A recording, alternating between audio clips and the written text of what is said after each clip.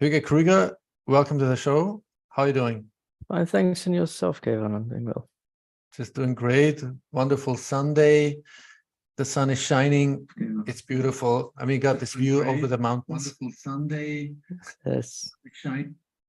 All right. I turned off the YouTube, so I don't have echo. All right. So, Hügo, now we were planning to do a live chat together with Matthew Ehret and in event 2 with Cynthia Chung, his wife. Now, because of the actual, the current things going on in Russia, I'd love to hear your thoughts. Like, what is your theory? What do you think about this whole situation? Is this like a huge psyop, or I've been hearing that. I have no idea, man, because I've stopped following, like most people. I think we're tired of that war. I was on a show the other day, and I just say what I've been saying since the beginning, which is that war would not have happened had we implemented the Minsk II protocol, the one at existing peace treaty. Everyone knows that. So it was provoked. It's not unprovoked retaliation nonsense. There was major provocations. There was funding of death squads in Ukraine by the CIA.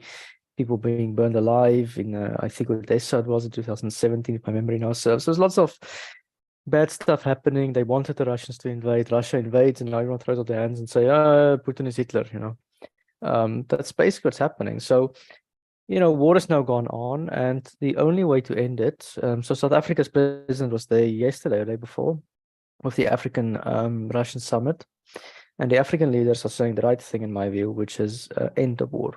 Whatever you can, stop the fighting, stop killing people, because it's young men being dead. It's senseless. No war is ever makes sense. But it won't happen unless the United States joins the peace process. That's my view of it. So now, to your more recent question, what's happening with Wagner and Putin and who's this guy? Lukashenko is mediating between Wagner and Putin. I mean, this whole thing doesn't add up to me. Yeah, that's extremely weird. Now, what I didn't know, I mean, because I just read an article that I didn't know a little bit of the history of, also about Putin's father was the cook of Lenin. Oh, really? I don't know. I know he wasn't in. I'm not sure if that's true. I know that he was in Crimea or something. Yeah, and there's some funny thing is on top of that is that what's his name? How do you pronounce his name? I can't pronounce. Yeah, that guy. The guy, yeah, who was sort of now kicked out, or I don't know. Maybe I think it's a whole theater, because I think they're best buddy, these two, because he's or used to be the cook and best friend of Putin. So I'm really. I don't know. There's a lot of credible stories from other experts, I've asked friends in Russia what's going on. They just cashed it in. Maybe this accounting error by Pentagon, and maybe it wasn't like 6 billion, but at least a billion or two. Maybe they cashed it in. Played 4D chess, and then played along, and but who knows? I don't know. We'll see what happens. I mean, but I speak to people in Russia. They say they don't think it's a coup. We don't know. It's just it's a staged event, and they basically maybe trying to launch another offensive because of this thing. I guess we'll find out in a week's time what's happening. I just sort of like I hear all these theories, and I don't know what to believe anymore. It just sounds weird. That's all I'm saying, because Wagner, as far as I know, was defeating some of the Ukrainian armies at Bakhmut or something. They killed other men. And now all of a sudden this guy wants to take over. There's also a story related to Africa where apparently Wagner's got lots of soldiers staged all over the Sahel. And they're involved in coups and things over there. So, because they're mercenaries, right? I mean, they're a bunch of mercenaries. Basically, but it seems that like almost a country on their own. They sort of like an arm of the Russian army. Also, the United States has mercenaries and these complicated things all over Africa. And it seems that they are just playing geopolitics in other countries now, and it's weird. But I have no idea what to make of this whole thing, other than it's so strange, Okay, all right. So let's continue our conversation from last time. I thought we could cover maybe or talk about some topics or subtopics we wanted to cover. I wanted to cover. So I mean, it's always good to talk about Russia and China, because it always ties into Iran somehow geopolitically, macroeconomically, strategically, and technologically. So first of all, I just wanted to point out Matthew Ehret and his wife Cynthia Chong wrote, I think, a few articles, but two of them I just like to point out. It's one of them is called, let me see what is it called, Iran Century and a Half Fight for Sovereignty by Matthew Ehret. Yeah, it was published June 13th, 2023. And the other one is by his wife, Cynthia Chung, The Sword of Damocles of Western Europe.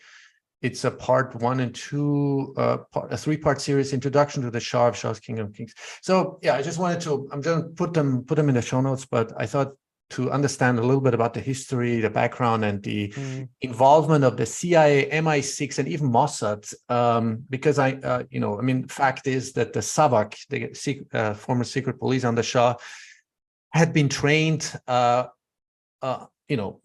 CIA and MI6 and Mossad, and one of the most cruel, a very cruel secret police force. So yeah. Yeah, look, it was basically Gestapo, for lack of a better word. Exactly. This is not just in Iran. They use it in Latin America as well. They train secret police there to oppress the population. Nicaragua is a good example. El Salvador is another example.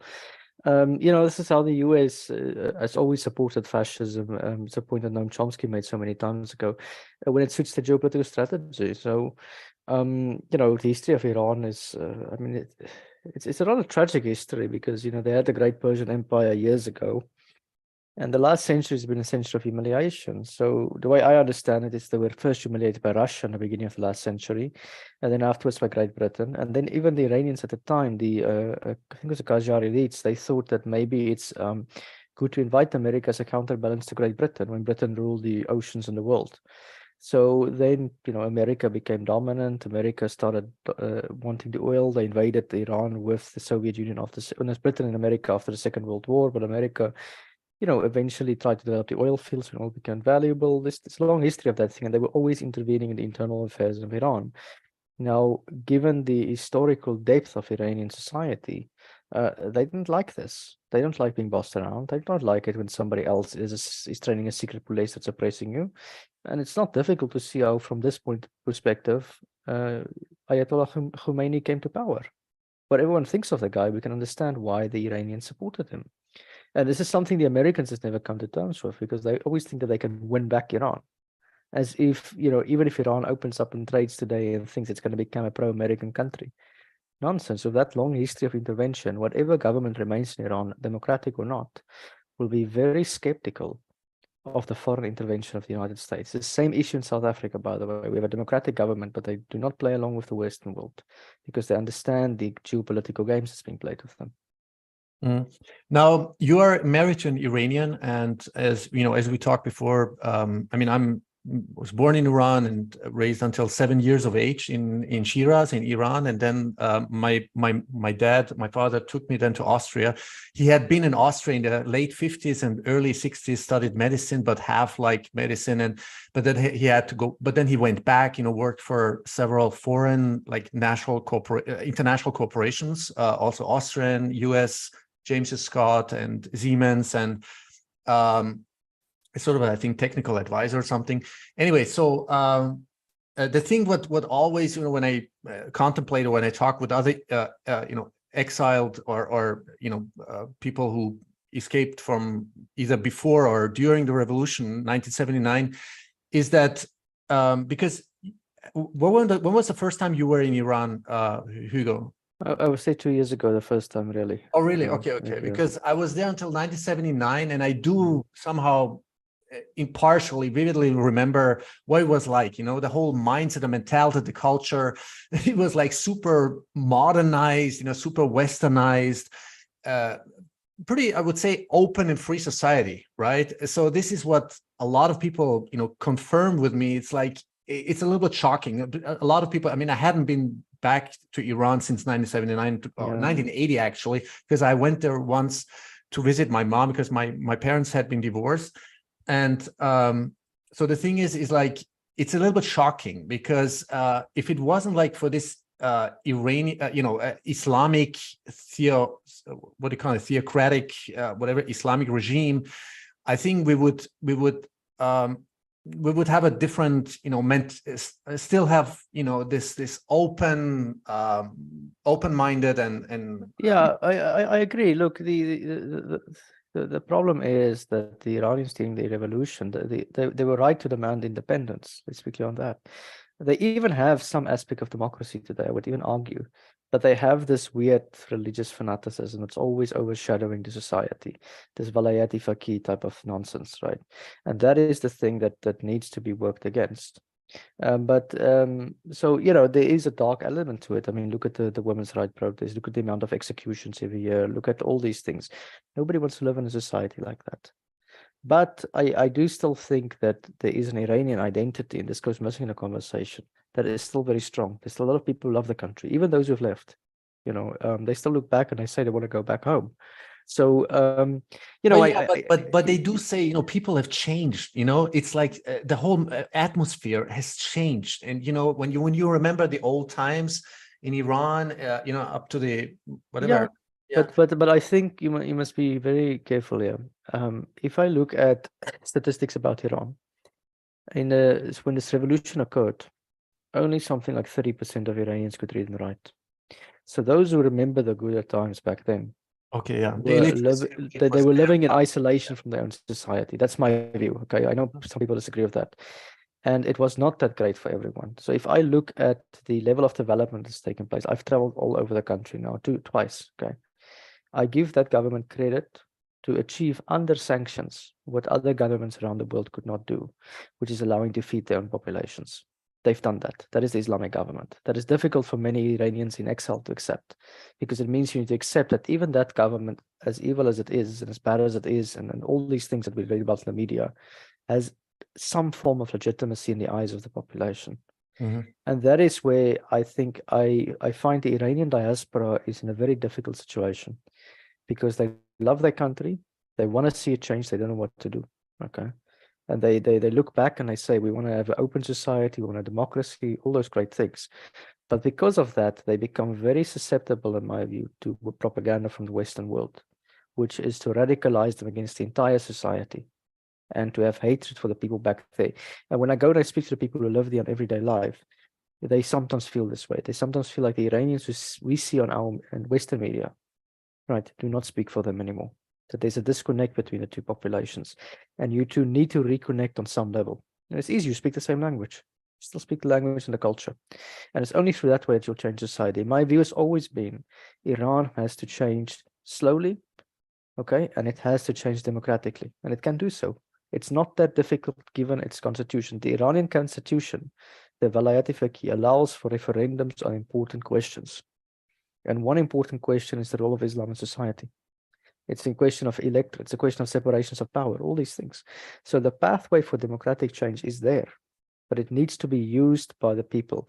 I'm very skeptical against anyone that wants a revolutionary change, because look at what happened last time. Last time it was a disaster.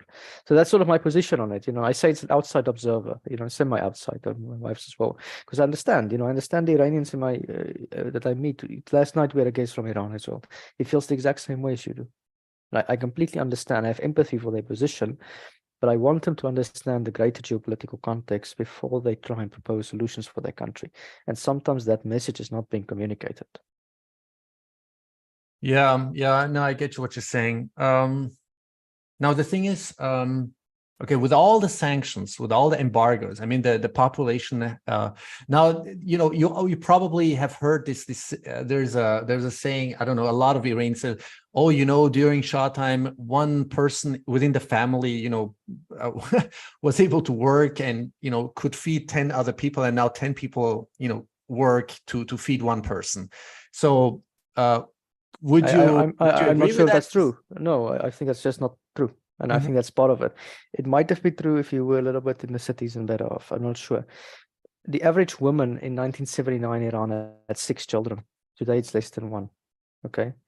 The status of women has improved under the current government. Okay, at least from an economic perspective. Iran trains today more engineers than the United States of America. Okay, 60% of them are women. Okay, so that needs to be acknowledged somewhere along the line of the message to get an accurate picture of what's going on. It is not true that the lives of ordinary Iranians haven't improved in the society. I'm sorry, but that's just false. If I look at it through social economic measures, World Bank data, doesn't matter how you do the analysis, you find that the Iranian government is, I argue they are more nationalist than they are religious. And that's an important distinction to make. But yes, I agree, there's nationalist fanaticism, there's religious fanaticism, and those are the elements you want to weigh, the very hardcore Iranians. You want to try and neutralize them so the democratic guys can make their argument. But by, making statements like that, which is just false, it's not helping anyone, Yeah, okay. No, I would just yeah, I know that, and I know that a lot of the conditions have improved actually, because you talked about the literacy or illiteracy, you talked about the, and I do think that let's say women's rights, yeah, a lot of things have changed and improved actually within the last whatever 4 decades or something. Yeah. Now maybe we can make a segue into now the Iranian population, the Iranian government or Iranian nation state has had some time to do their own thing, especially technologically, structurally. I think a lot of even maybe even hygienics or the way cities look like, and a lot of things have definitely improved. But I mean, is there anything that has deteriorated? Well, I mean, the right of freedom of expression has varied throughout the country, even under this government. Because remember, they have different factions within Iran. Mm-hmm. Okay, so there was a time under Khatami, for example, when it was more open than it is today, and was under Ahmadinejad, for example. Okay, the current government in Iran is very hard-lined. So when you have that, you have a security force that responds. And my biggest worry in Iran is that the role of the Revolutionary Guard in everyday life and all institutions is so deeply entrenched. Yeah. So you have a quasi-Gestapo ruling the country, and getting that out so those institutions can be under democratic rule is very difficult. That is one of the things that is the most dangerous. And that's why I think it's very dangerous for any country like America to instigate another coup d'etat. Because if you're going to try it, the security force is going to kill their own people. Because security people don't talk, they don't listen, they just kill because they care about safety. So those conditions are very hard. Then also for women with the hijab, for example, during the time of the Shah, they had a choice. They don't have a choice at the moment. So even though women's economic position has improved, their status and their social condition in many ways have deteriorated.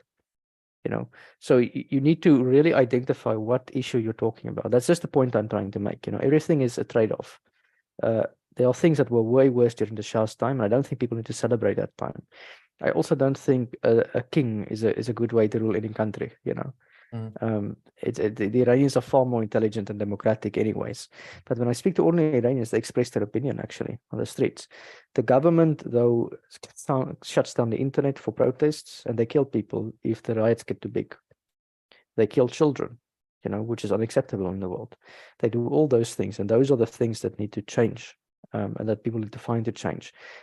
The way I propose we do it as outsiders is we stay out of their affairs, and we allow the atmosphere for them to do so.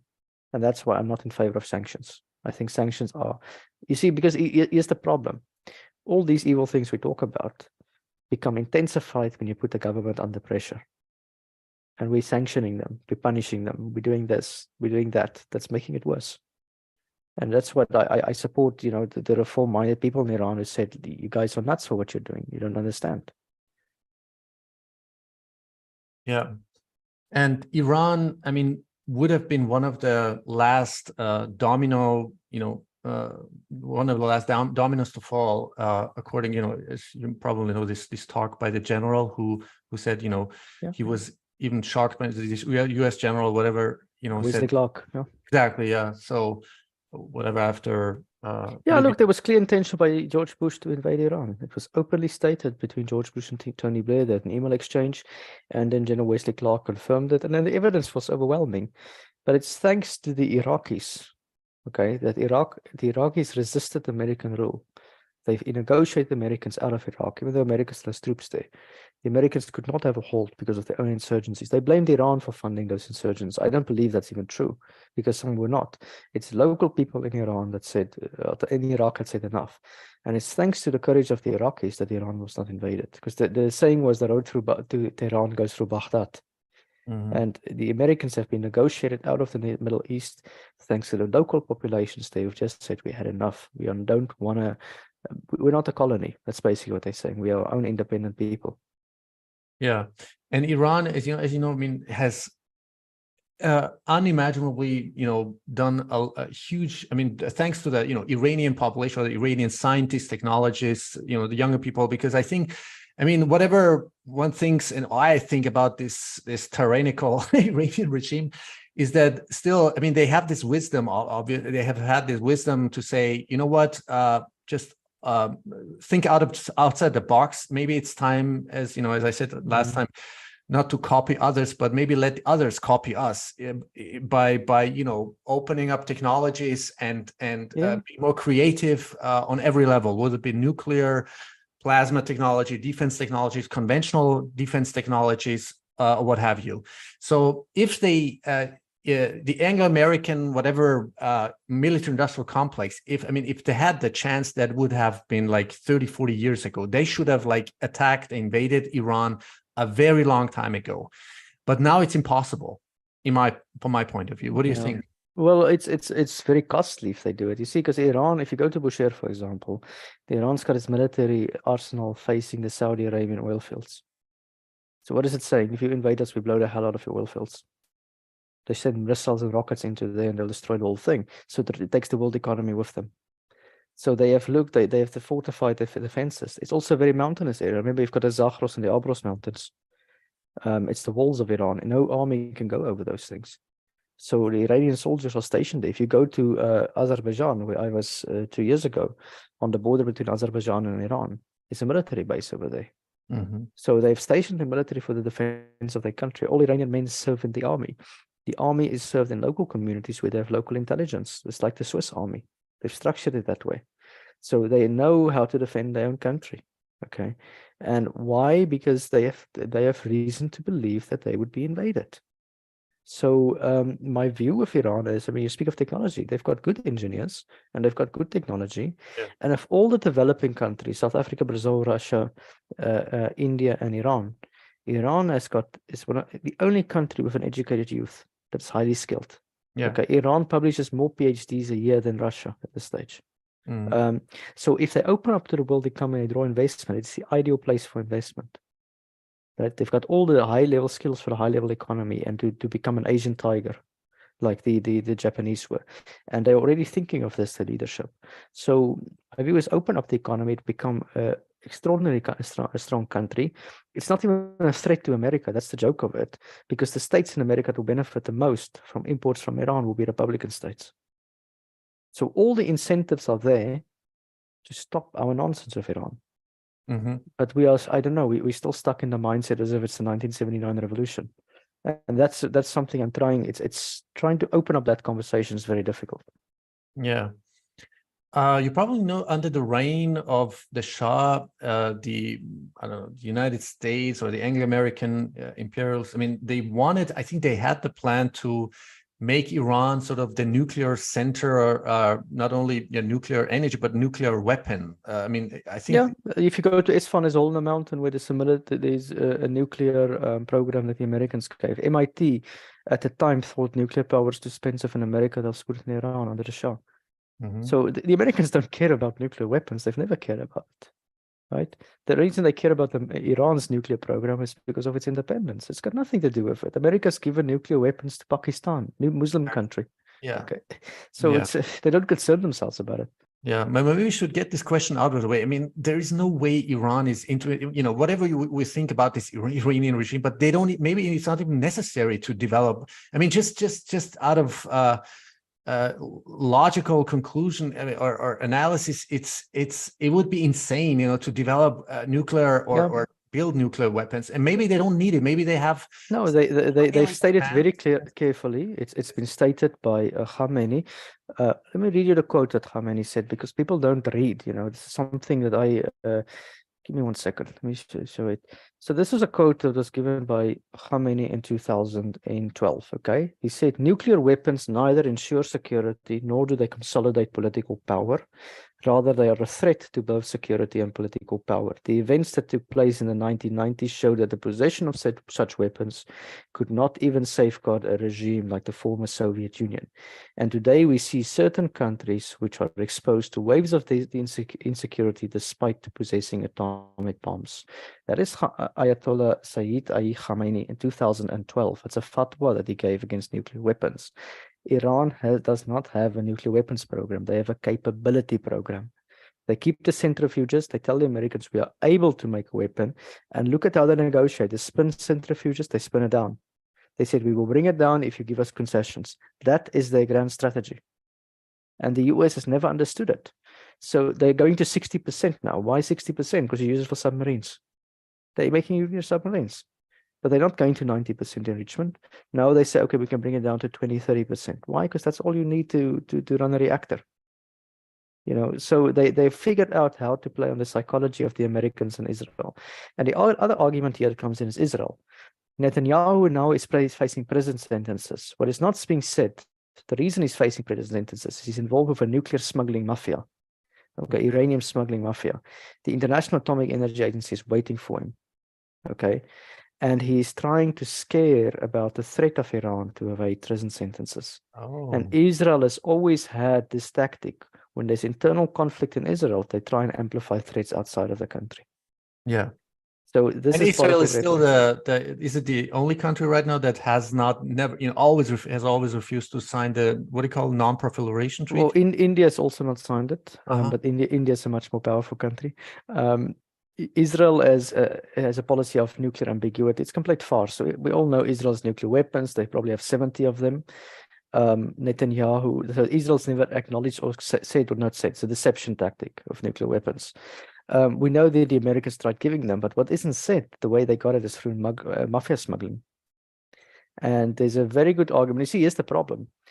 Iran has proposed for the Middle East a nuclear peace free weapon zone. If that zone comes into effect, Israel is forced to sign a non-proliferation treaty. If the non-proliferation, Israel is found to violate the non-proliferation treaty, what does that mean? Under existing US law, all aid to Israel must be suspended immediately, because you're not allowed to give it to a country that violates the NPT. That's US law. Oh, that's a leverage. Okay, I see. Mm-hmm. You see the problem here. So that means the Palestinian question will have to come into answer first, because you cannot. The international law will force you to solve your internal conflicts. So that's why there's such a. This is the greater politics that's being played here. I just quickly want to get my charger. If you give me like 2 minutes, okay, I'm coming now.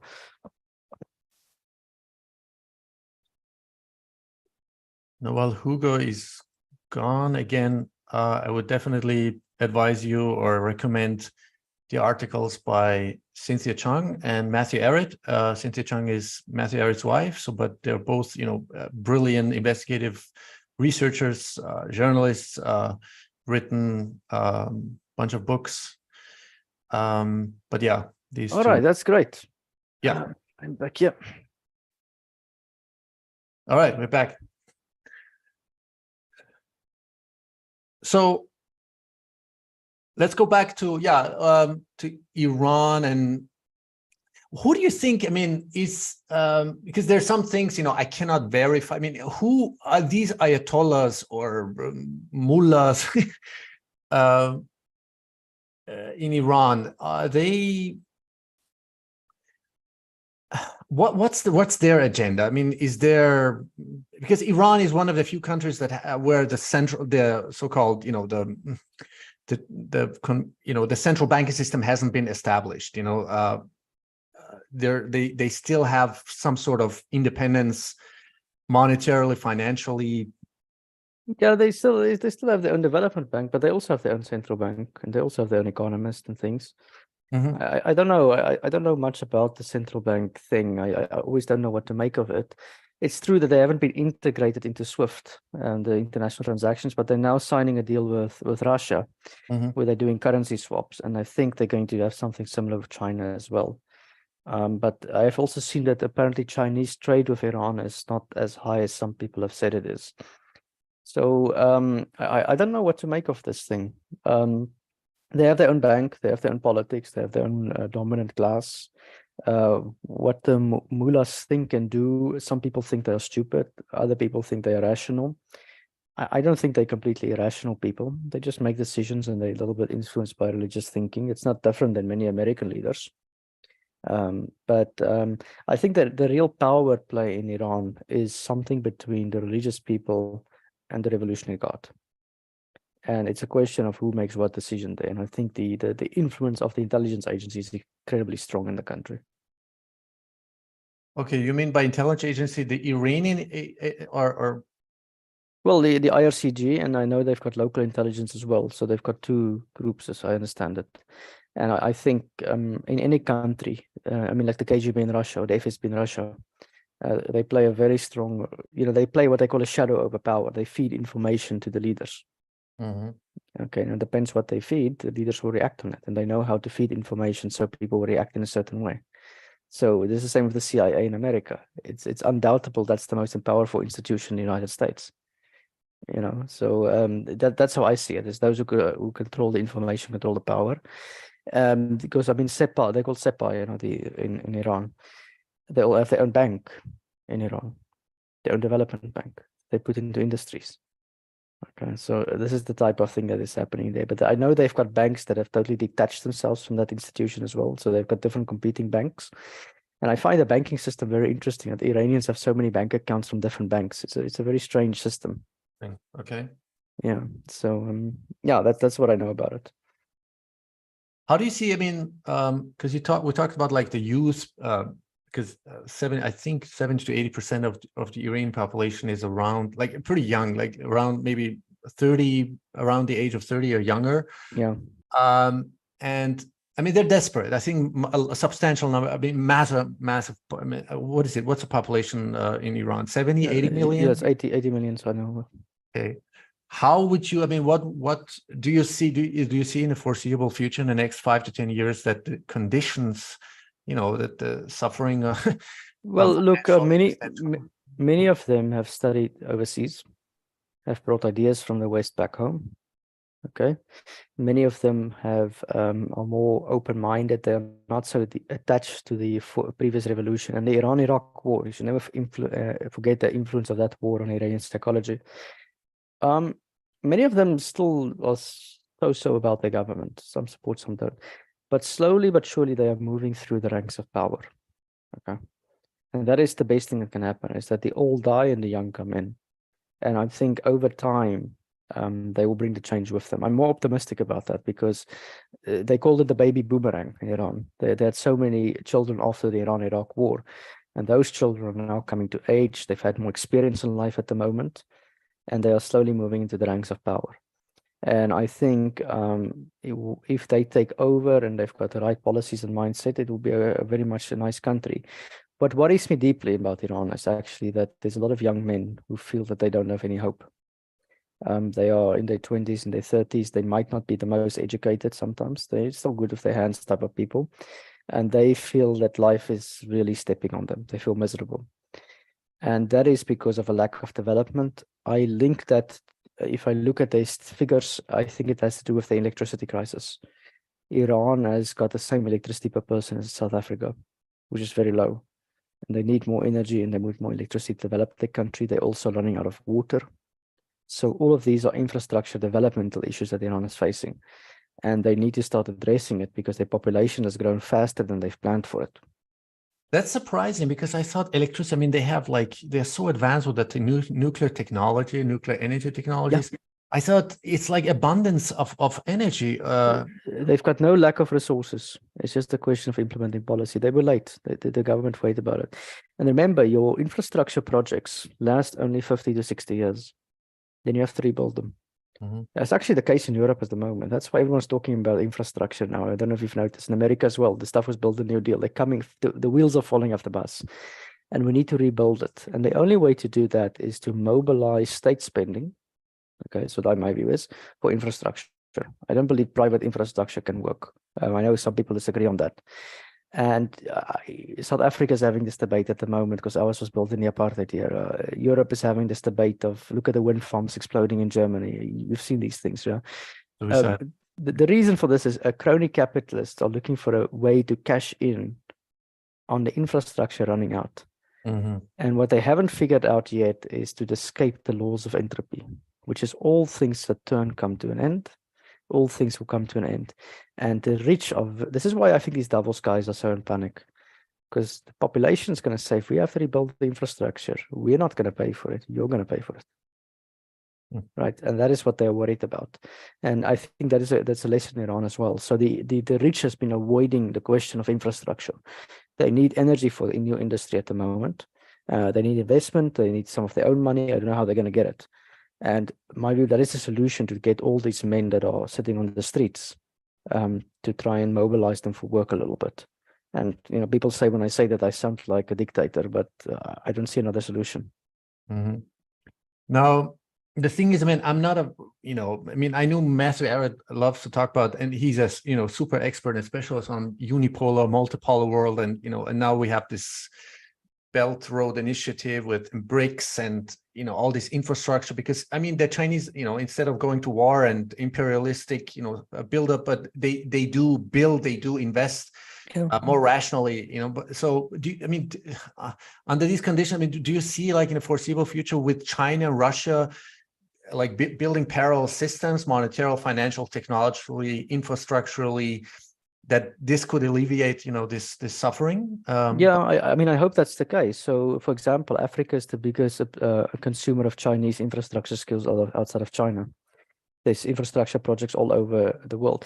You see, the Chinese come with a different form of development. The World Bank loans money to countries, and then they must find the contractors to build it. Now, from a construction point of view, that's a very bad way of doing it. Why? If I loan money and you build something, I take the risk. Okay. What do we do in the construction, in this German construction? We say to you, if you're going to build something, you bring your own loan. I pay you afterwards. You carry the risk. Or we split it. If you can't do it because some projects depend, we split it between builder and constructor. If that happens, what happens? Compliance. Your bank's going to say, can you do it? Are you a good man? What is your record, etc. They ask all those questions. Give me a plan, etc., etc. So what do the Chinese do? They say, we come with the wallet. We will build you a highway, and you pay us when that highway opens up at a certain tariff. And that tariff will only pay for the highway. That's the same model that America had during the New Deal. That's the same model Europe had during the Marshall Plan. It's not a new model. It's not the Belt and Road is not something that is, out of this world type of the imperialism. It is just a model of development, good old developmental economics. And the Chinese have figured it out. It works to the favor of us in Africa because we don't have lots of money. We don't have pension fund money to gamble away on infrastructure that will go boom and bust on because people skim money off the thing. So it is a win-win situation for everyone. And that is my view, the model that America must get intact with if it wants to compete against the world. The World Bank model does not work, the IMF model, because money goes missing. So that is one way to do it. The other way Iranians can do it is they can use their own money because they have some savings actually. And they can use that to rebuild their infrastructure. But either way, somebody's going to pay for this stuff, and infrastructure will have to be rebuilt. Otherwise, we are going to sit with problems that our cities will collapse. Yeah. So sooner or later, the populations will wake up. Now, you mentioned World Bank and IMF. I didn't know all of this about how exploitative and what are the systemic steps the IMF and World Bank and the central banking structure has perpetrated in Africa and so many other developing countries. It's mind-boggling. I just want to agree. It's not everywhere. Sometimes they have good projects. Okay. Well, I just want to refer to Alex Gladstein from the Human Rights Foundation. He wrote like brilliant articles and books by now, and there's some facts. Hardly anybody knew about that. It just I think came to the surface now in the last few years. But this is why, you know, we are as a community such huge advocates of Bitcoin, because it will just obsolete everything else. It just a new Yeah, system. but how are you going to fund large scale infrastructure on Bitcoin? I'm not convinced of that. Bitcoin to me is still. I've tried to figure it out, but you need massive amounts of capital expenditure. You know, how are you going to get a loan and things of that sort if on the Bitcoin community? This is solvable. I don't think that's a huge challenge, to be honest with you. I mean, the thing is, we're finally this, you know, it's not going to be, you know, you talked about crony capitalism. I mean, it's systemic theft that's been going on for at least 100 years through the central banking structures and governments, of course, intertwined, and but like creating debt out of nothing, and you know, playing with interest rates and you know, and the whole No, I agree with you. These banks and the way they've been stealing money from the taxpayer, that's the accusation against them. It is there.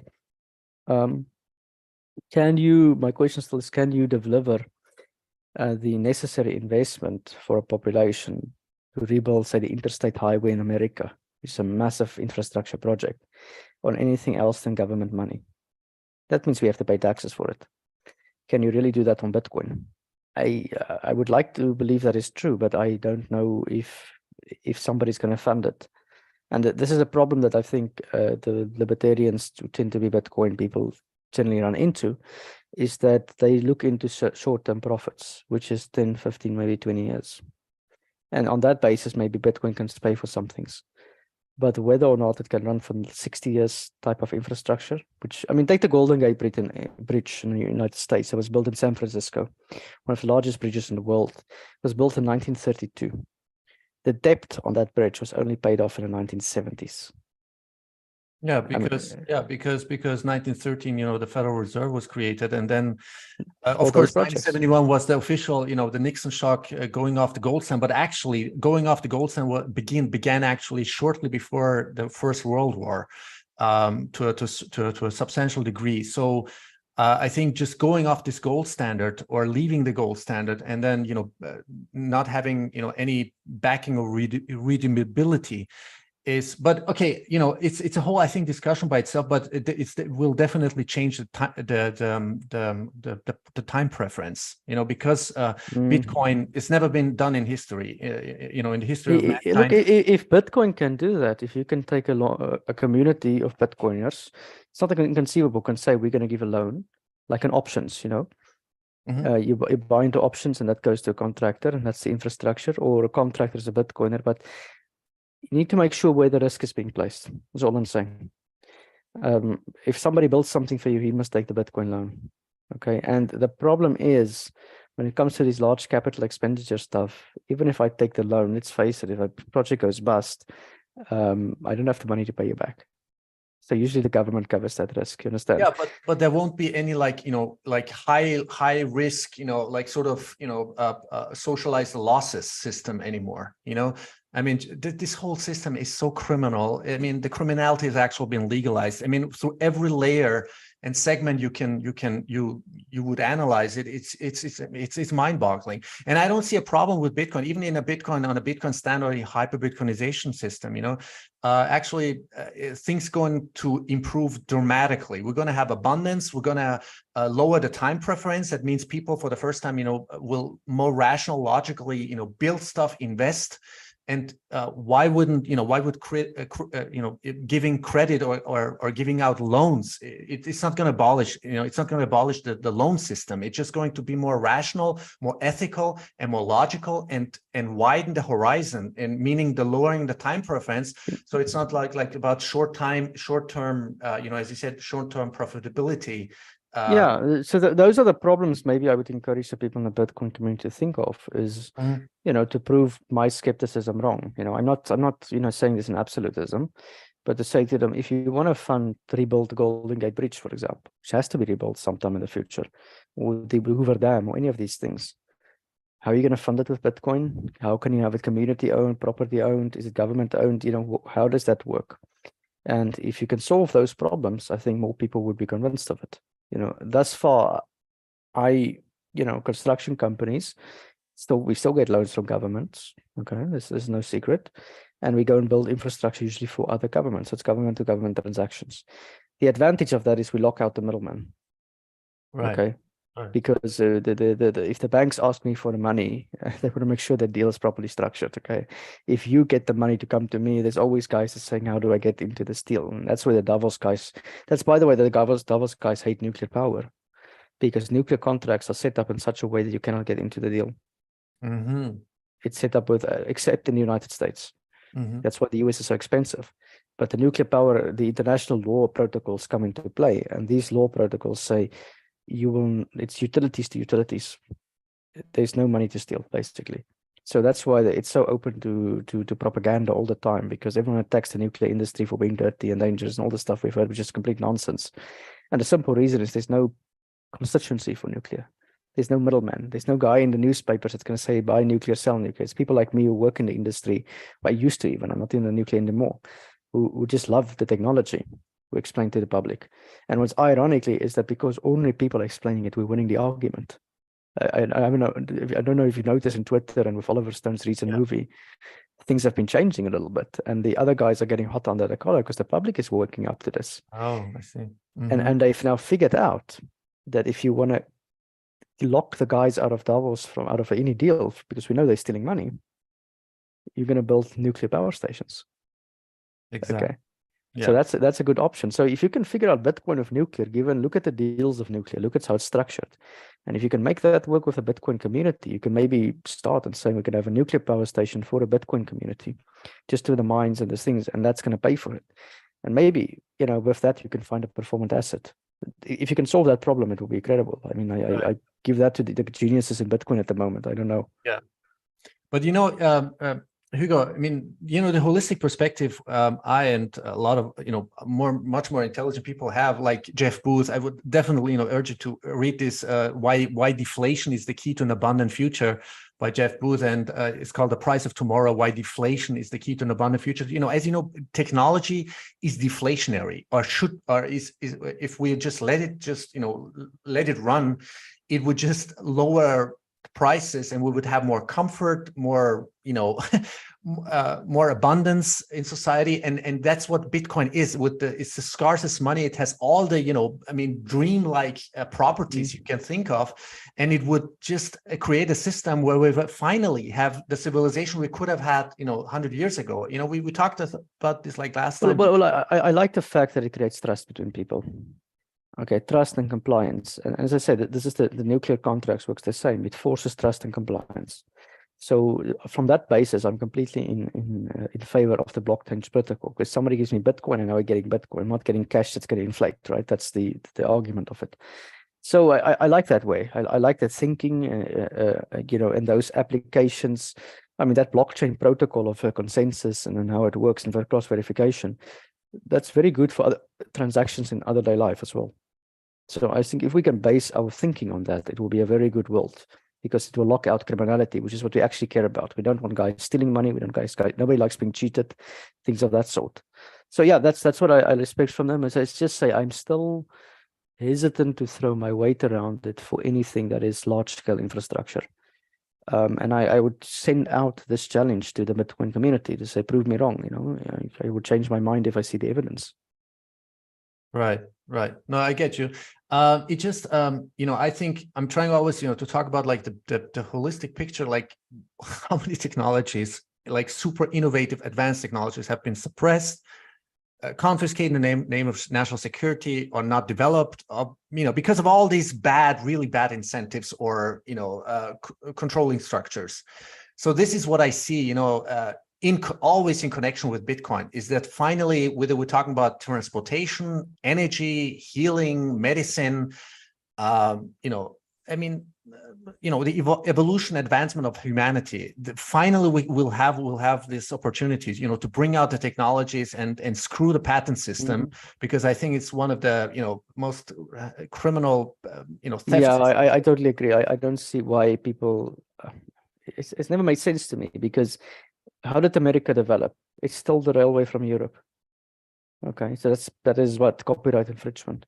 How is China developing today? We know they're copying technology, but that's how what everyone is doing. The Chinese are Yeah, not but like, then look at the trains. Look at the super no, high speed trains. I mean, we don't have that in Austria or in Europe or no. anywhere. Where are they? Where's the maglev trains? You know, I mean, Japan has it. So something has gone wrong. You know, in our you know in Well, these. the thing you must take into account, our infrastructure is older in Europe.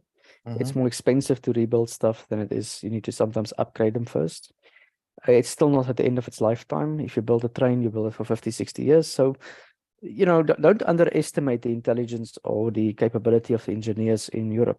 They can do it, but it will take time to slowly upgrade it. Because remember, if we throw all our money into new railways, that's money taken from other places of the economy, you know, into it. I mean, as somebody in infrastructure, I like it if somebody tells me build a high-speed railway.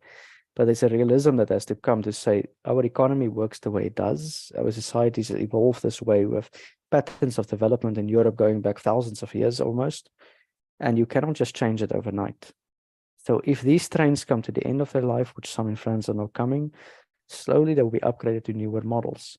But you need to upgrade the railway, you need to upgrade everything. And sometimes it's best to go with a solution that's maybe not the fastest, but the most optimal. You know. Yeah, I get you, but You understand? You understand? no, So no, it's not that simple. The Chinese are lucky totally, because they built Hugo. from There's nothing. yeah, Hugo. You know, there's not a lack of intelligence or engineers or ingenuity or innovators or inventors or whatever. Yeah, like, gee, we have brilliant minds. It's just the system, whether it be the patent system, the central banking system, the military-industrial complex, the monetary, financial, corporate complex. They don't want it. I mean, there's no incentive. Why would they want it? I mean, this is about control. So Yeah, why, but you know? those are the controls you need to fight, and one way to fight it is to mobilize people to Mhm, talk to each other. mhm. Okay, what we're doing over here. It's because eventually they will be forced to listen to the electorates. They can only, I mean, look at COVID. Most people went along in the beginning. Eventually, people started talking and they pushed back against the narrative, and it was actually a worldwide revolution against totalitarian control. Today, nobody talks about it anymore. The rules are pushed back, you know. There's still some remnant of it, but if you fly today, they don't ask for a ticket anymore.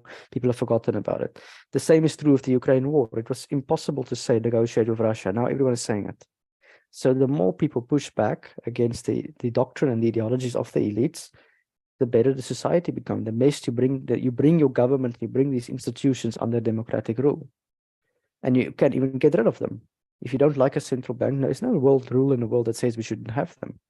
We can abolish it. And I said the more people talk and discuss the probability, the higher the probability will go into policy. And this is what I used to call traditional class struggle, is that ordinary people always feel that these rulers of them don't speak to them. And remember, they're just ordinary people in these organizations. You know, we talk about a deep state and a CIA, and that's fine, but they're just normal people. And they have to eventually listen to people talking.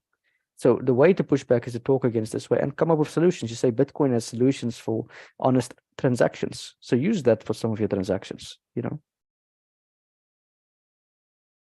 Now, Hugo, what do you see? I mean, to wrap this up a little bit, what do you see in the foreseeable future in the next 10, 20 years? I mean, do we have a chance to like radically transform the structures we have in Well, I'm always skeptical of people who want to radically change the world. I would just slowly change it. I think yes. I think I'm more optimistic. I think there's far more people awake today about how deeply indoctrinated and brainwashed the media is and the politicians are. And I cannot see how this system, you know, this Davos ideology nonsense can last very long. I cannot see. We're seeing signs of it. I mean, look at today. Sweden said Greta Thunberg's ideology is gone. We, you know, things of that sort. You see, Estonia lost the government last year, for example. You see, France. Macron was elected as anti-nuclear and pro-Margaret Thatcher. That's how he was elected. Mhm. Today, he's renationalizing EDF, and they are recommitting to nuclear power. Because the French elected because people are, I think they're tending more towards the sort of, they call it, I think, right wing or whatever. Is that the reason? Or no, what happened in France was so de Gaulle understood France very well. He understood the French Revolution started when people like you and me talked about our problems, and he placed his strategic national assets all over France, all the nuclear power stations. So when Macron wanted to talk to him, he realized they didn't know what was happening. All these people started mobbing the ouvriers, the workers, and they formed groups like La Voix du Nucléaire to educate the public and each other on nuclear power. And what eventually happened is they forced the elites to listen to us, which was the lesson of the French Revolution. The French Revolution occurred because the elites were too far detached from the ordinary people. And the collective common knowledge of ordinary people is much more stronger than somebody who studied at the Grande École. That was the lesson. To the point now that the political pressure is so strong in any political party in France, left or right, doesn't matter. They have to recommit to the traditional trajectory of France, which was nuclear power. And that is what the French understood. It's not about your politician being left or right wing or you vote. It's about making it too expensive for any one of them to go against your wishes. And that is how the French has done. And that's why I think France is a very good country to watch for this, because they're breaking away from this type of thinking. They're going back to traditional thinking, which the Chinese have been doing. So I'm optimistic. I'm optimistic by the changes I'm seeing. I don't think we are there yet. I think we're still far away.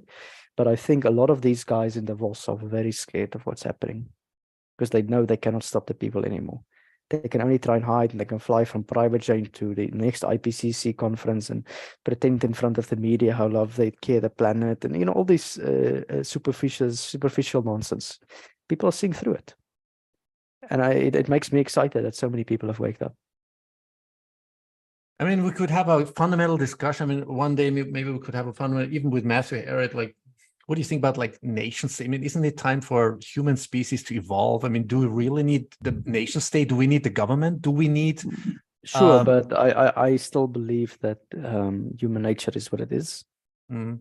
And I believe there will always be a nation state. I think nationalism, and nationalism is a good thing in some places. Austria has a very good nationalism because of its military service. It's not a negative nationalism. Mm-hmm. The Austrians I've met are very proud of their country, and they like serving there. They're not excessive about nationalism. Mm. And the Swiss have a very good system where they all serve a common cause military since the time of Napoleon. The Swiss love their country. Switzerland's one of the most highly performing countries in the world. Scandinavian countries as well. So I think people need to not be. You see, people are very negative against the institutions, and I think that's part of the propaganda. I think people need to understand their country. They need to understand how it worked historically, and then they need to force those institutions to change, and they can change. Because there's this story going around, it will never change. It is always against us. It's always too much money in the system, etc. I don't believe that for a minute. I believe that if you put enough pressure on your populations and you mobilize, you can bring systemic changes over long periods of time. Yeah, but that would require, Hügo, starting with kindergarten, school system, educational system, and it's part of it. It's part of it. System. I mean, just look at the children. I mean, we will not send our daughter to school. We're gonna homeschool her. I'm going to bring the best geniuses minds over here, and I mean, you have to have the time and resource. I mean, I'm aware of that, but it starts everywhere. I mean, it's like the media. But there is a small change that you can make in your life to which can potentially have ripple effects down the way. I think of something similar. At this moment in time, I'm speaking to unions back home in South Africa, educating them on nuclear power, people who work in coal mines, to understand that there's a way out of this thing if the carbon issue is really an issue. Okay, that you can play an important role in your own society. You educating people about Bitcoin. It's an important thing, and all these conversations collectively will have a rippling effect on the on the politicians, and it will force a systemic change. So what we're doing is very good, and I think we must just continue to make the contribution you can with the limited time you have, because you also have to work and you also have a family, and we all like that. Most people are not going to be the top leader changing the world, and I'm skeptical of those people. But if you do it in that fashion, I think systemic changes will come. And before you look 10, 20 years when you're retired, and your daughter, she might live in a much better world than you live in at the moment. And that's actually what people want at the end of the day, right? Yeah. I mean, we have to go back to the roots and more to regional, local projects. I'm a huge fan also of this project, Free Private Cities, it's called. I don't know what it's called right now. Maybe it's a different name, but sort of it's a private contractor as a service provider, and you live whatever that is in Honduras, or I don't know, it's like a island for itself, where technologies come, companies come, investors come, and they build their own regional, local project, and and you sign it, you know, if you don't want it, you don't want it, you know, but it's a sort of a service provider, right? You pay your whatever fees per year, and you get the services, and you get, you know, the technologies and the infrastructure and everything else. So maybe this is the way to evolve, you know, locally. Yeah, that's well, you know, it's what Patrick Wood told me is it was a year or two ago. I spoke to him. He said, you know, think global but act local. Mm-hmm. That's what you need to do. Make the changes you can in your own life. Don't try and change the World Bank. It's not going to happen. But change, you will live in Austria. Try and be a change you know, in your own society. And if people make those small sacrifices, which can actually be pleasurable, you know, it's actually nice to be involved in communities and things. If you can make those small sacrifices in your own lives, you know, I've learned a lot from you about Bitcoin. I don't know stuff, for example. You know, I'm sure you learned from me about nuclear power. We learn from each other. And it's ultimately that collective knowledge. Because let's say this topic of Bitcoin pops up in my own life in the future. I'm going to phone you and say, can you please explain to me what's going on here, and you have the answer. And you make these connections. And that's how we share and learn from each other. Right. That was a fantastic conversation, Hugo. So to wrap this up with Iran, is there like a message you would want to give, like, to the Iranian population, or especially to the younger people? Well, I would say don't give up hope, and don't believe that nothing can change the society. Because I don't believe, I think the Iranian youth are enormously talented people. Okay, they are very intelligent people, and they have deep conversations, and they understand the problems in their own society. But what they need to do is start speaking to each other and start negotiating, and move away from the dogma and the struggles that your parents had. The problems that your parents overcame is not yours anymore. Okay, and find your own, you know, your own challenges. Every generation has its own challenges. Okay, so my view to Iranians is simply that, to find a solution for the problems in your own country, in your own society. And those problems, the answer is not always in politics. Sometimes it is community, sometimes it's, I mean, my wife has a friend, for example. She teaches women, she's a woman entrepreneur in Iran. Very rare thing to have, okay? And she teaches women self-confidence and things of that sort. Every week, she is teaching the deaf people of Iran in Tehran to read and write. You know, so you have things of that sort. Those are people that make the change in their country. And I would say to the Iranians, you need to listen to those people, you know, over a long period of time. Wow, beautifully said. No, words of wisdom.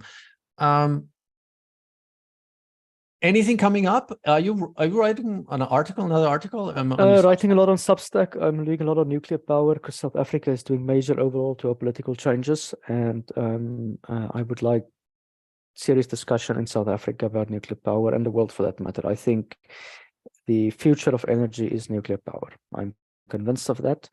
The technology we have today might not be the most optimal in terms of nuclear, because its full thermodynamic potential has not been exploited. And I think a lot of brains need to look into that and say, how can we bring the costs down? How can we make the things work? How can we make them more performant? All of those things. I think we need to rebuild the traditional ones first to know what we've lost. And then from there, we use that as a basis to make the more advanced reactors. And it's time we stand up to the environmental lobbyists and the people who say it's not safe, it's not dangerous. Learn your arguments, educate yourself on the technologies.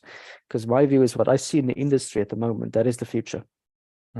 All the intelligent kids are going back into nuclear. And I think they, you know, you should usually follow where your brains are in society. So yeah, that's the lesson that I'm sort of leaving. Yeah. Education, yeah, it always comes back, you know, to education and being informed and comprehension, like really holistic comprehension and connecting the dots. I think this is what's always been important to me, like understanding first the bigger picture and going into details. So Hügo, thank you so much. I'm going to link I'm going to add your Twitter handle and your Substack, and any other info you want to have. No, I think that's all. Thanks for this great conversation. I appreciate it. Thank you. Yeah, and we'll repeat that hopefully in the very near future with Matthew Arrett or maybe Cynthia Chung. I think it will be a very fruitful discussion. I think it's going to be very fascinating to connect the dots together with you, with all your knowledge and wisdom. All right. Thank you very much, Kevin. All right, Hügo. Have a